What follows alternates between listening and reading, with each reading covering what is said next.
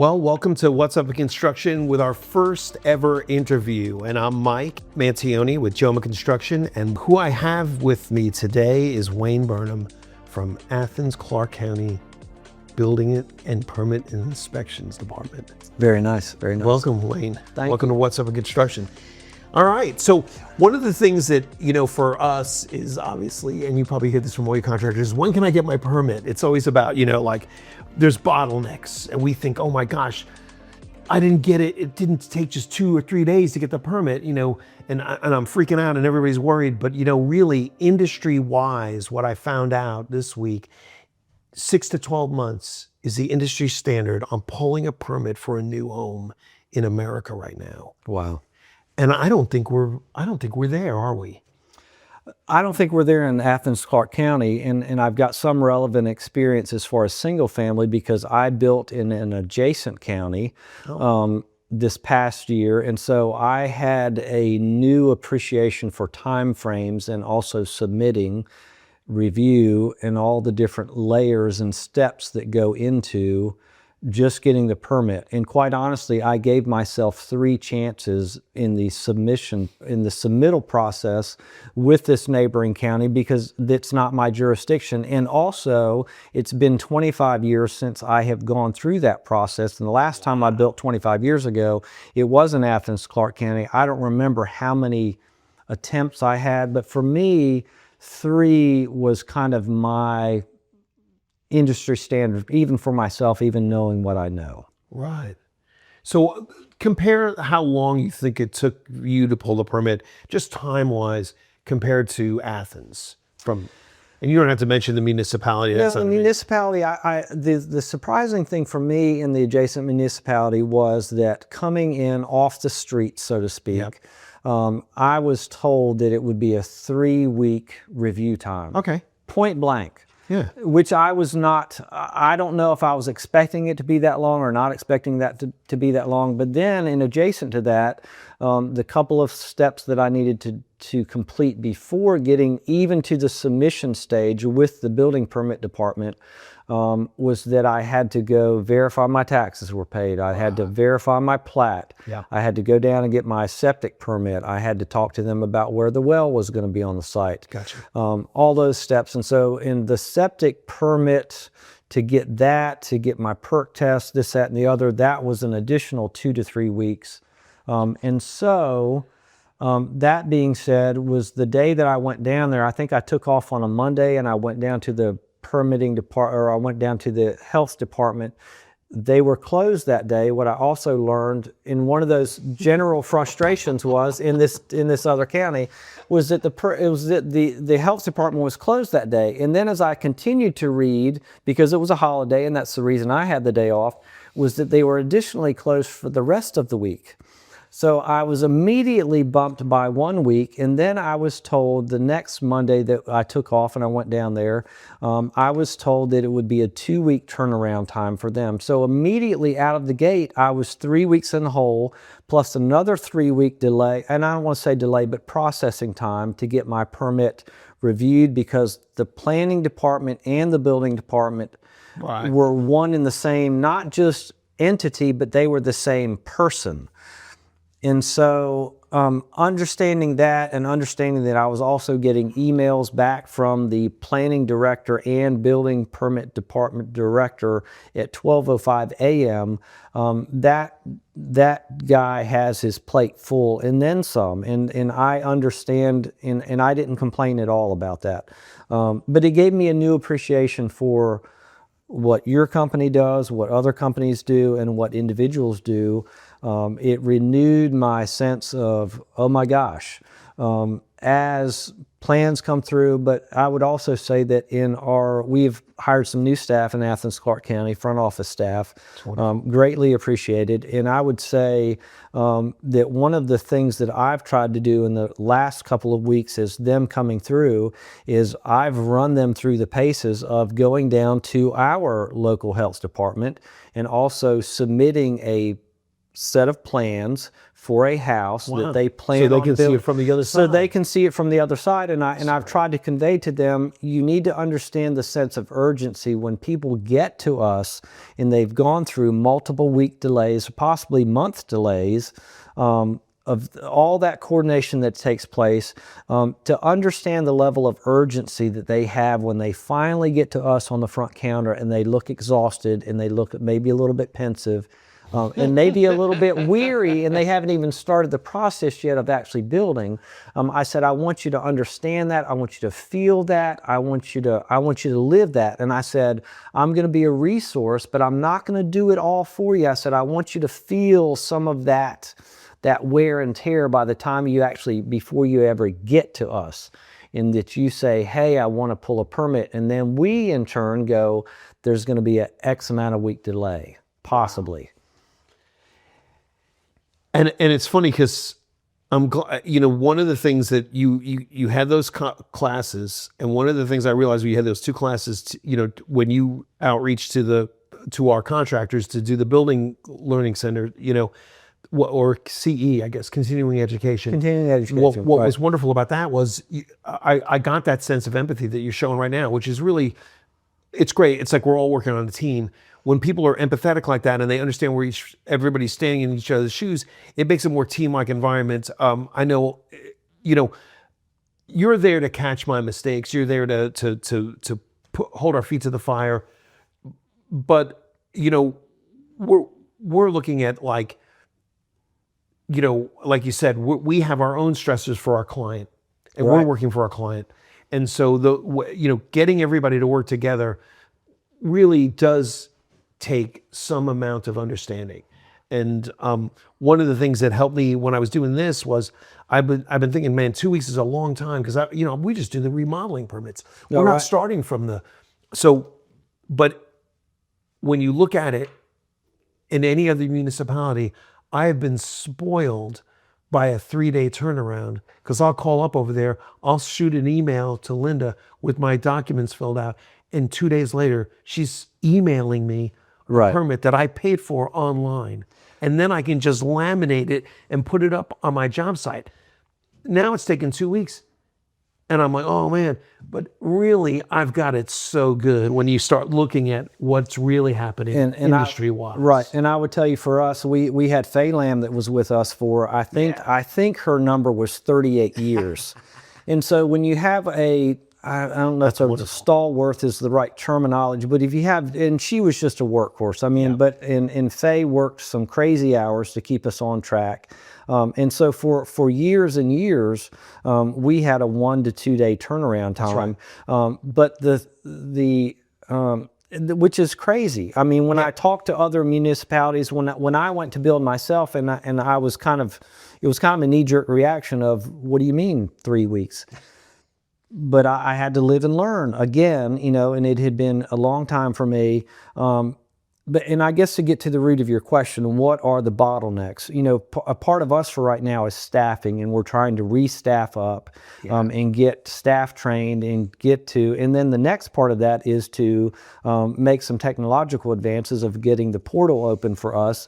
And once the portal gets open, a lot of that database entry, and then I think that the people on, staff on your side, individuals, homeowners, GCs, companies that do the work that you do, they'll probably have a greater appreciation, because if you don't have all the I's dotted and the T's crossed, then you can't even move forward.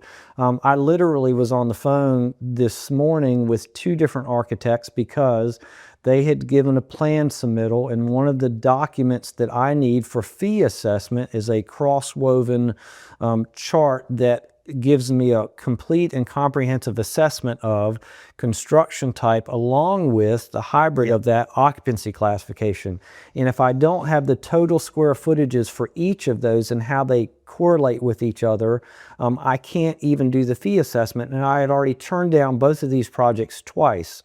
And I said to them, and I actually got on the phone and I said, I need a contact number. I was talking to John in planning, and I said, John, get me somebody on the phone. And I actually called, I I actually called one of the site supervisors from a previous project, and I knew he was in town. He's on this project, and I said, "Hey, so-and-so," I said, "get me somebody on the phone." He goes, did somebody fuss at you?" I said, "No." I said, "But they're going to if I turn them down for the third time." And I said, "I don't get any delight, pleasure, enjoyment from postponing projects, delaying them." I said, "I simply get frustrated because I've been in that seat before, and it's incredibly frustrating." And I said, "I don't want us to get to the point to where we are fussing at each other." Right. I said, "But if you can get me somebody on the phone in 30 minutes, I can get them approved, because otherwise I'm going to bump them for another week." And that's not the goal. The goal is get the information in, have it complete, and let's roll with it. And because eventually I tell people, your headaches will become my headaches, and I don't like that. And I've been through the building process. I don't enjoy it. I don't have any time and money in it from your side of things, but I still, because I've been in your shoes on a small layer, some, small whatever, it's still very frustrating for me to see it. And sometimes I get emotional about it, and I probably don't need to get emotional, but I hope there's some tie-in and buy-in that they understand that even though I don't have time and money invested in it, I still don't like seeing delays. And Well, you want to do your job well, and you want to have people happy with you. And I think to me, one of the most thankless jobs on the planet has got to be the inspector showing up on a job site. But you're starting off already because you're telling people what they didn't fill out on the form, and then you have to come to me on my job site and see what I didn't do right on the job site. And I was going to say, when we started the podcast out, thank you for the invitation, because building inspectors don't get invited to a lot of parties. That's right.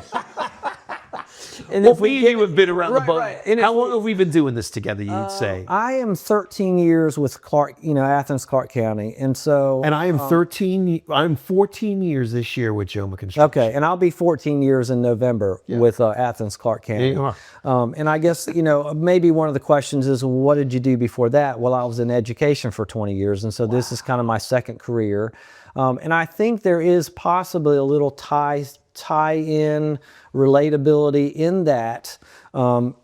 Being in education, I valued the concept of teaching others to do, whether it's kids or whether it's adults, but teaching others how to be successful and how to complete whatever task that is.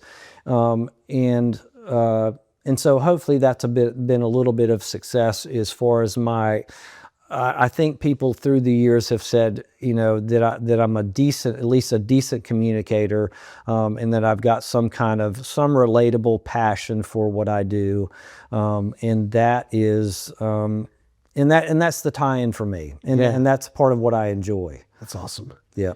That's a great point, because I think, where most people come to construction from a real desire to serve, to build something that shows up, that people love and want to be, and so there's all that in there. And I think, what has become apparent to me with ACC and your leadership there has been those classes reaching out to everybody to really show them, hey, here's what we're seeing out, and here's how we want to work with you. And you laid it out great for everybody, and it made it was helpful.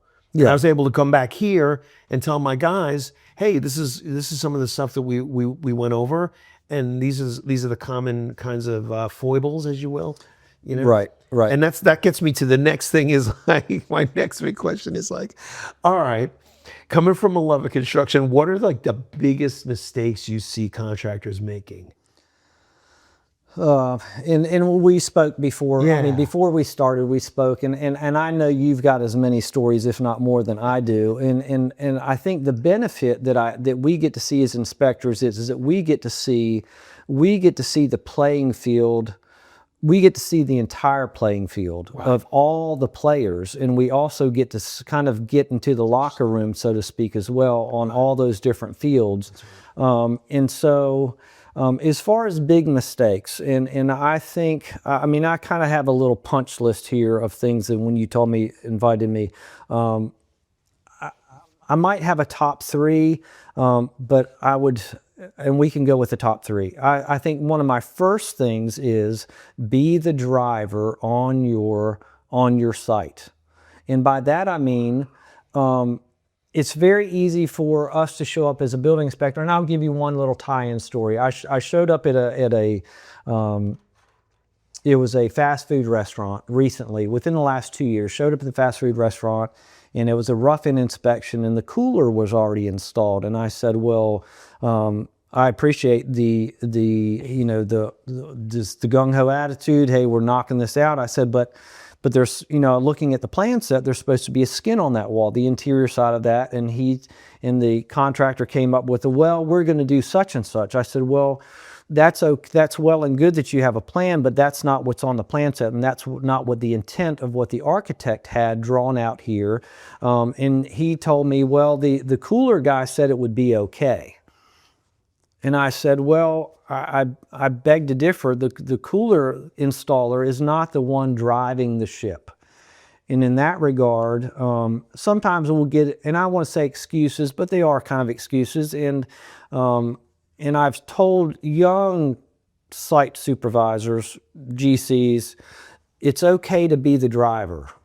And don't apologize for keeping things in line and in order. And I've run into some young guys, and I think they have a little bit of, and I get it because I've been there before, and you're telling people who are twice your age, hey, no, you can't do that, or you can do that. And that's a little bit of a, it's a little bit of a tentative place for some young guys to be in. It's a big industry. You've got big numbers floating around. You've got deadlines to meet, and you've got somebody showing up. They want to get the work done. They're gung-ho about it. They promise you this, or this. At the end of this day, at the end of that story, a couple of days later, I called over and I had talked to the architect. I talked to the engineer. I said, hey, this is what's going on the job site. The cooler ended up coming back out and being reinstalled a second time. Wow. Ouch. And that's painful. That's painful for me to see and to show up on the job site and go, we're out of order, we're out of sequence. Yep. But it's okay. And sometimes you'll have guys and you'll show up at a job site and you're there to do the rough-in inspection, and either the drywall and or the installation's been delivered. And I go, how do you expect us to see what we need to see with all the drywall? Well, we can move it around. No. Call me, and there's two options on that. Either call me when it's all stacked into the middle of the room, or call me when it's all off-site. Now, I don't have to tell you what an inconvenience that is. Oh, yeah. But they showed up and they had it on the trucks. They were here. Well, that's a great opportunity to tell them that they need to turn around and take it back to the warehouse and come back in 2 days. And that's not always done. And then those are painful conversations to have. And those are unfortunate because I know the headache that it generates, not in also the time frames and what all that impedes and impacts. Yeah. But so be the driver. I would say number 2 on that is know your job site, know your people, know their skill sets, and piggybacking off that, know what your construction type is and know what your occupancy classification. And you say, well, what's the relevance to your construction type and the occupancy classification? I'll do one little tie-in story for that. We had a local guy came in, did a walkthrough for a plans review a couple years ago, and he typically he's got a certain skill set in certain locations that I'm used to seeing him. Right. Well, he came in and did a walkthrough, and it was not a big job, not a huge job, but he was doing a build out in a podium location, meaning concrete and steel, and usually it's a podium is just you bring it out of the ground, a building out of the ground, all concrete and steel. It's either going to be 1A or 1B construction type, and typically, well, not typically, but always, if you're 1A, then you've got to build to 1A standard up underneath the podium. Now, a lot of times you'll have a podium build where you'll have 1A construction type, and then typically they'll do with R2 apartment buildings, and you'll see either 4 to 5 stories above that. It's either going to be 3A construction type or even a 5A if you only go 4 stories, and I don't want to get too much into code. But he came in, got approval, somebody wasn't that aware of where it was. They're used to seeing him in a certain location, and that's usually kind of strip mall, if you will, which could be anywhere from 5B construction type to 2B, but usually it's somewhere in between that. Not podium. But it's not a podium build. Well, he went in and did $25,000 worth of build out of wood stick frame construction 5B in a 1A build type. And I showed up, and I was like, what's all this wood doing here? And he said, well, you know, Well, the painful part about it is in plans review, whether it's a walkthrough or whatever, at any point somebody can bring up, hey, we missed something here, and you will still have to go back and fix it, even if it gets approved. That's right. That's something that let's go over that point. So in other words, what you're saying is the code is the code. It doesn't change just because you missed it on plans review. Somebody could miss something on plans review, and now here we are at the job site, and we're up and running. You've got weeks, you've got months invested into the job site, and the inspector who's done his homework, and he shows up and goes, and gosh, it's usually one of those things, or usually it's this, and it's usually the forehead rub, and usually I can tell who the guy in charge is by who's rubbing his forehead in those uncomfortable situations in those times. And so, but this person and this guy, he's really good. Called him up. I said, hey, so-and-so. I said, it's kind of like one of those, Houston, I think we have a problem. And we did have a problem. $25,000 of demo later and pulling all the wood out, and you hate those. You really do hate those. You hate those for everybody involved. And that's one thing and that's one of those really tiny, and it's tiny, but I can't tell you the number of times when I walk into a job site, a commercial job site, and I understand and I know that the guys standing there that are doing that, they've elevated their game to a point to where they're on a commercial job site. That's right. And that's a next layer. Now, if I see contractors at a hospital, I know that they're really the cream of the crop, because hospitals are, they're another standard that has to be. There are a lot of third-party stuff going on, a lot of attention to detail, crossing your T's, dotting your I's to the next level. And I hate to walk into a commercial job site and bring bad news. But again, I would say knowing your construction type and occupancy classification. And my point being, I can't tell you the number of times I've walked into a commercial job site and said, ask those two questions, and they don't know that. They don't know the answer. And I go, hey, my educator part comes back out, and I go, hey, this is really important stuff, and let me tell you a reason, if you've got 5 minutes, why this is important, and you can avoid some big headaches. Maybe not on this job, but on the next job as your career advances and you move on up the ladder. Yep. Well, I think that was the first course you offered, right? It was on the construction. That was the construction type, and so I was thinking that was going to be one of them. Let me ask you, you got any stuff that's more towards what JOMA does, like the remodeling into things? You see any common things in remodeling? And you all don't do this. We might have. No, well, what I'm about to bring up is something that you don't do or I've never run into with JOMA.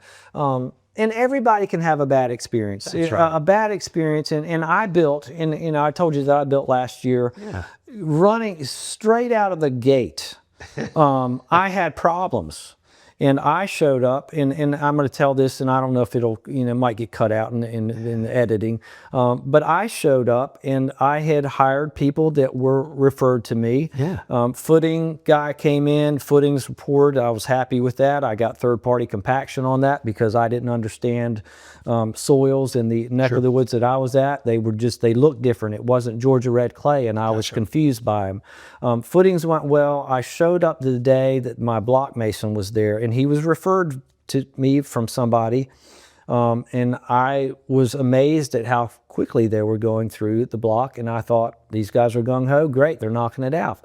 A couple days after everything's set up, this guy who's in charge, because I pulled all my own permits and I did my own build because I'm allowed to do that, homeowner, occupancy, homeowner affidavit, etc. I started checking square on my foundation and come to I was hoping, even after I called 3 different people after this, I was hoping that one of them would come up to me and say, Wayne, there's a reason you're a building inspector, because you don't know how to check square on a building. Right. And you like to pretend you know what you're doing, but it turns out I did know what I was checking. And they were 6 inches out of square from corner to corner. And so I say all that to say that that I don't have the, and that's a part of knowing your people and knowing their skill set. Yeah. A big thing, and I'll have to tie this into with another story as far as my build. But I would say this, as far as on residential construction, be professional, and then there's a caveat to that: don't be a jerk. And it sounds so simple. It sounds so simple, but it's so easy to get. For me, I just spent thousands of dollars. I'd already written the check. Right. The money was out the door. It was paid. It was cashed. It was all that. And now here I am going back to this person and saying, hey, we've got to come to some sort of agreement, which nearly came to small claims court. That little part of it nearly came to small claims court. And I'll say this, in delivery processing, I went with a local vendor. They beat the price of somebody else, and it was a local, but they're a national brand. But deliveries, my first day of framing, I was out there with the guys, and I was going with 2x12s. I've got some spans that were a little bit tentative, and I was just like, let's just go ahead with 2x12s instead of 2x10s and having a little bit squishy. Advantech, blah, blah, blah. I went 2x6 walls. I went some different things. I went with trusses. I went with 16 on center instead of 2 feet on center. I went with 5/8. I went with 5/8 decking? 5/8 decking on Nice. it, plywood on that. I went with the metal roof. So I was trying to dot some I's and cross some T's and be good when I got to the end of the project. Right. But deliveries on day one of framing, about 2/3 of the day through, about 1 o'clock, maybe 2 o'clock in the day, the guys had started decking. It might have been the second day. The guys started decking, or they were starting decking on the one side, but they were still laying floor joists, getting ahead. And the lead carpenter says to me, "Hey, Mr. Wayne, we're running out of floor joists." And I said, "Well, that's not possible. I've already written a check for X amount of dollars to such and such, and I got the deliveries." One thing I didn't understand is that just because they said they delivered everything, it doesn't mean that they have delivered everything. Well, after going back to that vendor and having the conversation of, "Hey, I thought all the floor they double checked, and well, actually there was 100 of them in this little pile, and there was another 50 in this pile along the list of all the materials." It turns out that the additional 50 never got delivered. The same thing happened on the day that they were doing the decking for the roof. "Hey, Mr. Wayne, we're running out of decking." That's not possible because I've paid for all of it. Come to find out, I say all that to say this. I went up to the vendor at 6 o'clock one morning, and I talked to the delivery person. And it could have been an uncomfortable conversation. And I probably have as much of a tendency to be foul-mouthed, possibly, to get my point across, but also the understanding, hey, local building guy coming in, but that didn't really have anything. That wasn't my reason for behaving when I went in there. The reason for me doing it was, what am I going to solve? Am I gonna rectify the problem of I really need these materials out to my job site? And the person told me that morning, they said, "Well, we'll have them out there by the end of today." And I said, "Out there by the end of today is not good enough. I need them there first stop today." Then this was the follow-up day. And I went about that in a respectable manner. And I said to the guy, I came back in later on and I talked to the salesperson. And the salesperson said, "Yeah, I heard you came by today at 6 o'clock." And I said, "Yeah, I needed some things done, and I needed them done in a very relevant and timely manner." And he said, "Well, let me go ahead and tell you this." He said, "You made a lot of points by not being a jerk." And I said, "Well, what do you mean by that?" He said, "Well, the guy that's in charge of deliveries, he told me that you weren't spewing out 4-letter words, and you weren't red-faced, and you weren't all up in his business." And he said that went a long way. He said, I can't tell you the number of times that happens to him and how it affects him. And I said, well, I didn't think it was going to get anything accomplished by doing that. He said, either way, thank you for being respectful. And I'll tell you this, I went back to that vendor. I'm almost getting a little bit whatever about this. But I went back to that salesperson at the end of the build, and I said, you know what? I said, something became really apparent to me in the build process. You know, I'd already spent $100,000 with these people, and I had a little bit of respect as far as whatever respect you get for spending large amounts of money at local places. Yeah. I said, but one thing that's become really apparent to me, I said, that is a challenge that I'm very respectful to builders and what you guys do, and hopefully I'm coming full circle with your question. I said the real challenge in building, a house, a commercial property, anything, I said, is to go through the build process and get the building built without tearing down people. And he said, what was that again? I said, it's easy. I said, it's become painfully obvious to me that it's easy to tear down people and also tear down friendships and relationships along the way, to where you get to the end of the project and you might have your house built, but you've decimated relationships.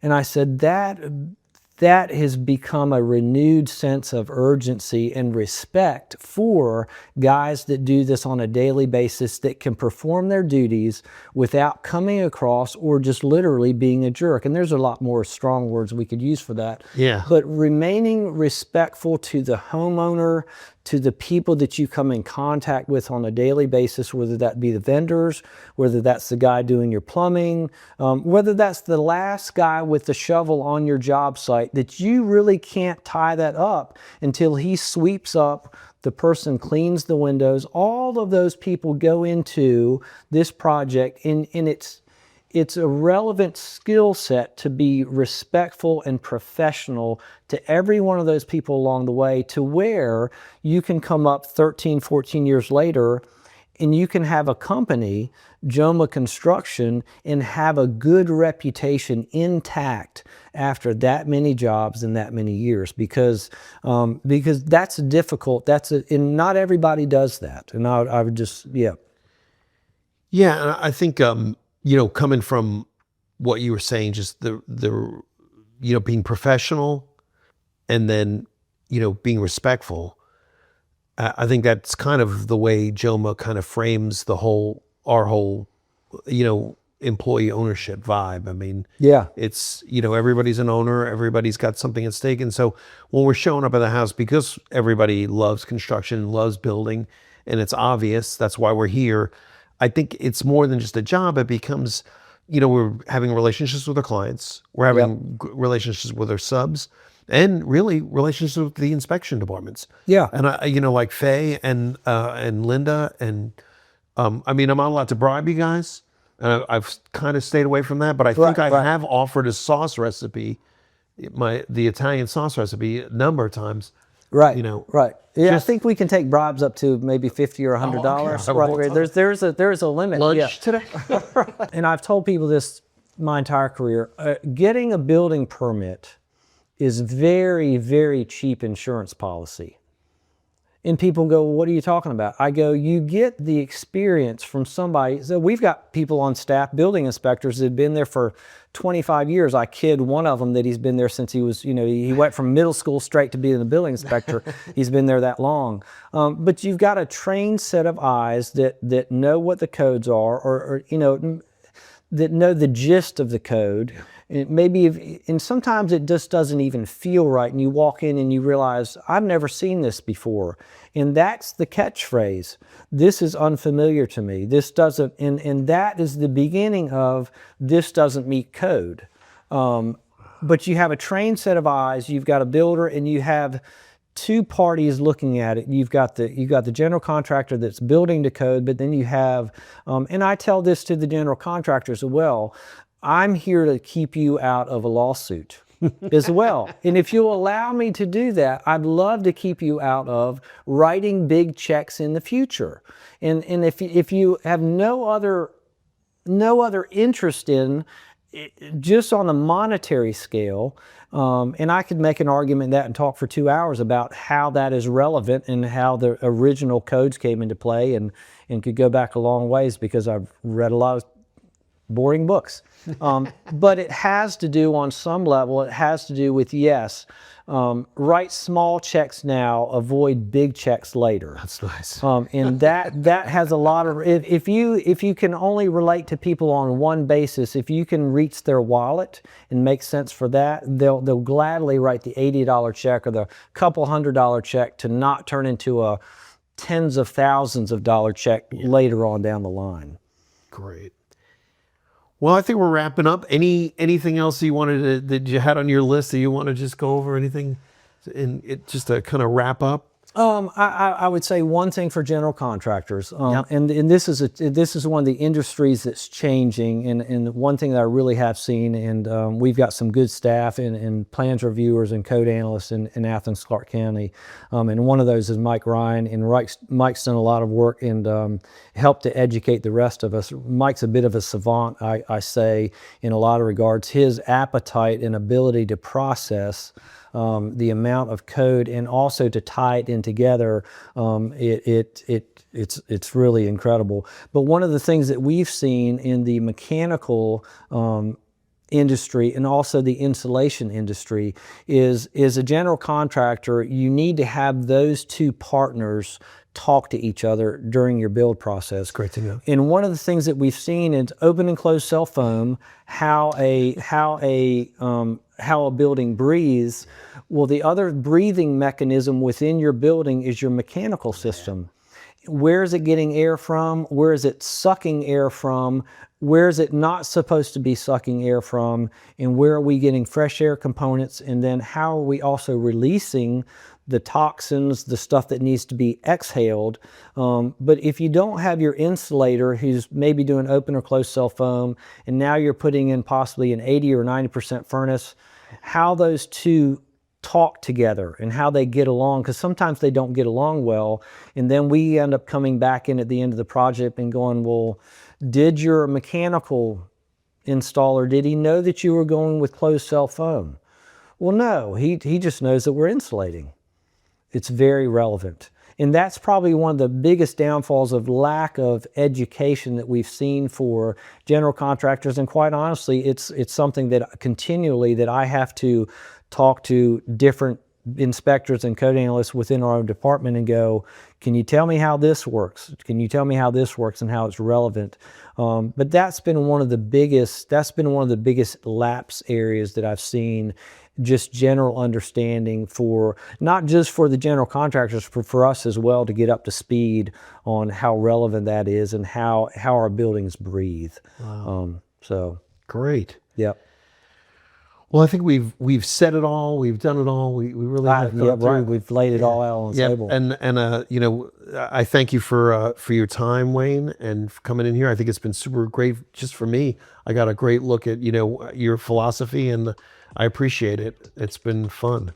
Well, thank you. Yeah, and again, we don't building inspectors. I tell people if you're having insomnia issues, if I've got the definition of that correctly, but if you're having a hard time sleeping at night, buy an old code book off of eBay. Get a 2012 or 2006 version of the code. Any code book will work. IRC, IBC, plumbing code, mechanical code, and put it on your nightstand.